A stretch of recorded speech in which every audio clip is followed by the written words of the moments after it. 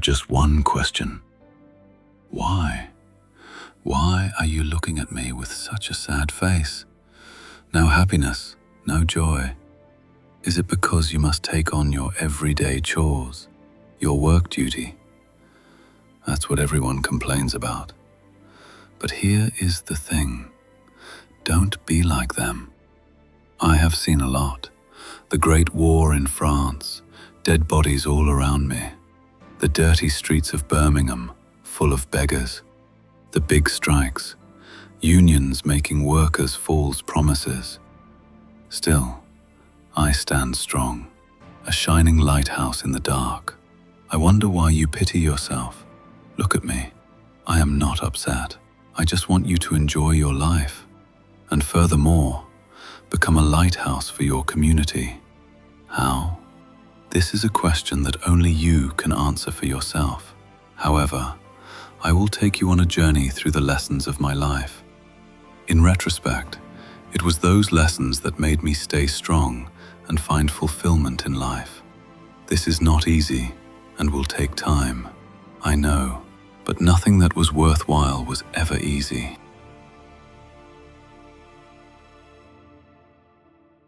Lesson 1. Pain is a forge. I was 20 years old under the fields of France.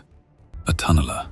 I lived underground in the dark, packing explosives beneath men who didn't know they were already dead. I watched friends turn to dust beside me. When I came home, I wasn't the same anymore. They said I was broken. However, this is inaccurate. There is a word for what really happened to me: post-traumatic growth. I did not just survive my wounds. I have been remade by it. I see the world with new eyes, a new understanding of what is right. The war didn't break me. It stripped away everything soft and left only what was true. I have not been broken by the war, cured myself just with the sole power of my mind. When life puts you in the dirt, and it will, don't ask, why me? Accept it as a gift. Pain is not your enemy. It's a forge. Walk through it, and you will come out a different man. Lesson 2. Find salvation in Stoicism. Birmingham doesn't ask for permission before it takes from you. Neither do I. The unions broke their promises. The corrupt police takes their cut. Men you trusted put a blade in your back when you sleep. All these things happen regularly. Still, I stay positive. You cannot control what other men do, what the market does, what the law does. So why bother? There is a person I always admired. 2,000 years ago, a Stoic named Epictetus said a man is disturbed not by events, but by his judgment of them. Doctors built entire therapies on that single idea. Therapies more effective than any medication could ever be. The mind that separates what is mine to control from what is not is the only mind that stays steady when everything else is burning. So draw the line. Worry only about what you have under control. Everything else is not yours to carry. Let it pass through like smoke. Lesson 3. Carry a why. So what is it that life is really about? Is it about joy and ease? Or friendship and love? Or something even greater? There is no sense in revealing my why to you. It would only distract you. However, it is imperative that you have your why sorted out. It is very individual. No one can help you find it. Once, I had to teach this lesson to my older brother. He was wondering what was going on deep inside me. He failed to understand. My meaning was never the business, never the money. In itself, they are meaningless. They are a powerful tool, yes, but they are never the ultimate goal. Your meaning, your passion goes way beyond. You will sense it once you've found it. A man without a reason breaks the first time the wind turns hard. I have seen it. I have buried men who lost their reason before they lost their life. There was a man, a doctor, Viktor Frankl, who survived the camps in the worst years of this century.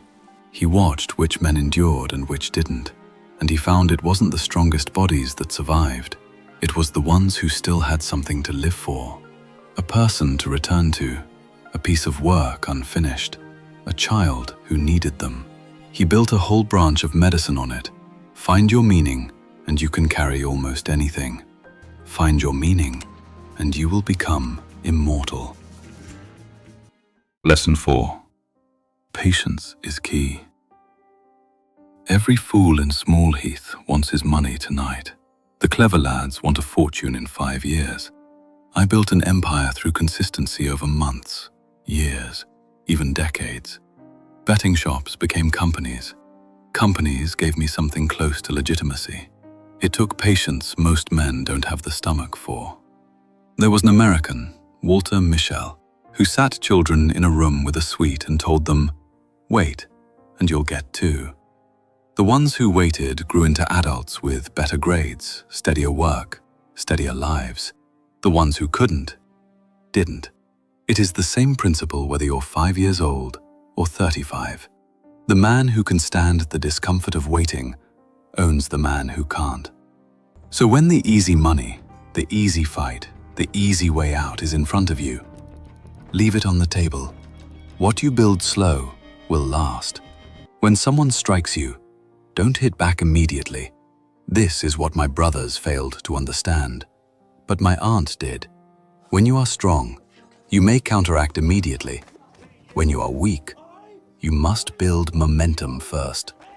Likewise, you can't never immediately settle after a defeat. You must slowly build back your respect first, before you can end a conflict. Never rush or flee out of a conversation when you are inferior. Why? You can't negotiate on the defensive. You must strike back first.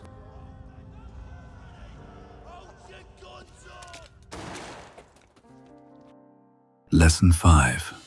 Be someone's lighthouse. So what is this all about? I told you already. Stand like a lighthouse for our community. It starts small. The jokes you make when everyone is sad. The conflict you resolve. The children you take care of. Remember, a lighthouse standing alone for no one is just a tower. It only means something because there are ships out there in the dark who need it. People have asked themselves the same question over and over again. What makes a good life? The answer has always been the same. It has never been the money or its substitutes, never the career. It's about the people, the ones who meant something to family, to friends, to their community, lived longer, stayed healthier, and were happier at 80 than the ones who chased everything else alone. Stand up, fix your collar, and go become the lighthouse your community needs. Don't just survive for yourself. Hold the door for your mother and brother.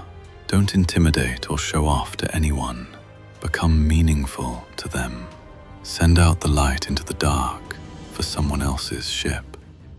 5 things. The forge. The line between what's in your control and what isn't. The reason you carry.